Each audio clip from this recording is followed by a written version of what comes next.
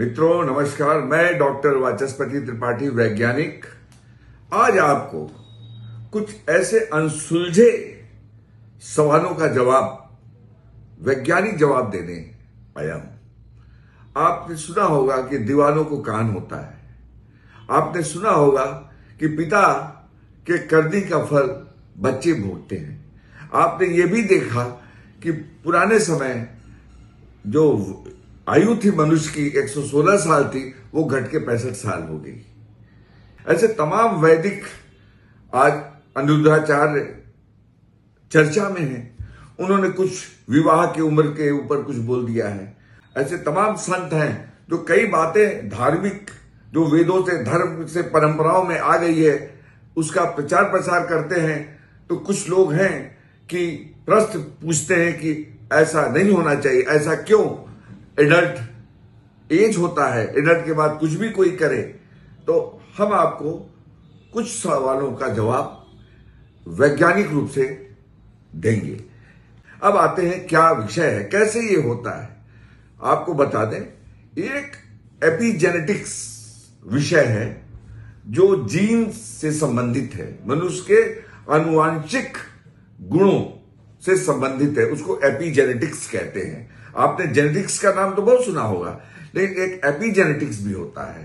ये वह मैकेनिज्म है जो जैसे हाथ की लाइनें बदलती हैं, माथे की लाइन बदलती हैं, कुंडलियों में समय के हिसाब से समय बदलता है, वैसे ही जीन भी बदलते हैं। ये आप जान लीजिए, जीन भी बदलते हैं। जीन सदैव एक साथ नहीं रहता और जीनों का बदलना की मैकेनिज्म एपिजेनेटिक्स होती है। अब मैं आपको बताता हूं क्या होता है। जब आप किसी बंद कमरे में भी कोई पाप करते हैं, कुछ भी करते हैं, गलत काम भी करते हैं कहीं भी, तो आपकी आत्मा उसको समझती है कि ये गलत कर रहे हैं आप, और उस आत्मा से आपके जीन के ऊपर एक कोडिंग हो जाता है। और जब वो कोडिंग होता है तो उस कोडिंग के हिसाब से जीन एक्सप्रेशन करते हैं, और ये जीन एक्सप्रेशन करते हैं तो उसके हिसाब से तमाम रोग आज हो जाते हैं।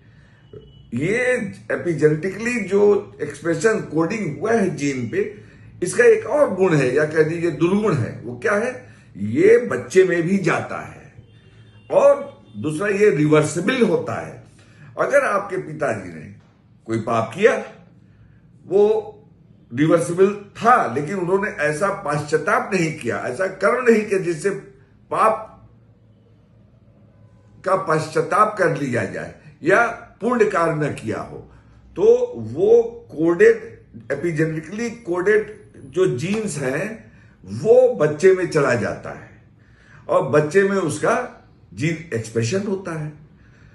इसलिए मैं कह रहा हूं, इसी प्रकार generation to generation to generation लोगों ने जो भी गलत काम किए, उससे हमारी आज उम्र 65 साल हो गई।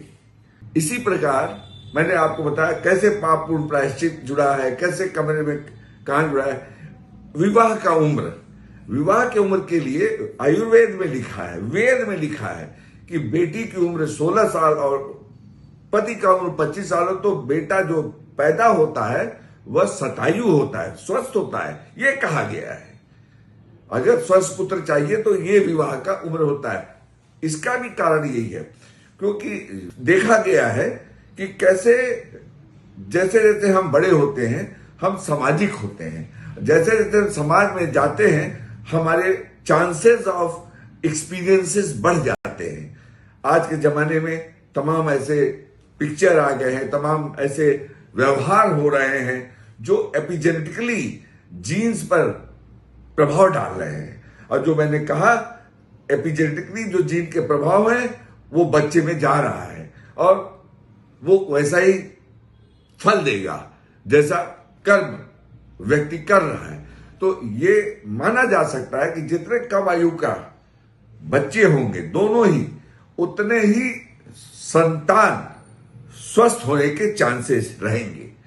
लेकिन जान लीजिए, एपिजेनेटिक्स जीन का एक मैकेनिज्म है जो रिवर्सिबल है, जो इनहेरिटेबल है, अर्थात जिसे रिवर्स भी किया जा सकता है सत्कर्म करके, और जो बच्चे में जाता भी है तो बच्चे में ना जाए, इसके लिए अगर हम सत्कर्म करें, प्रायश्चित कर लें गलतियों का, तो निश्चित हम अपने को और अपने आने वाले संतति को भी ऐसे बुरे परिणामों से बचा सकते हैं।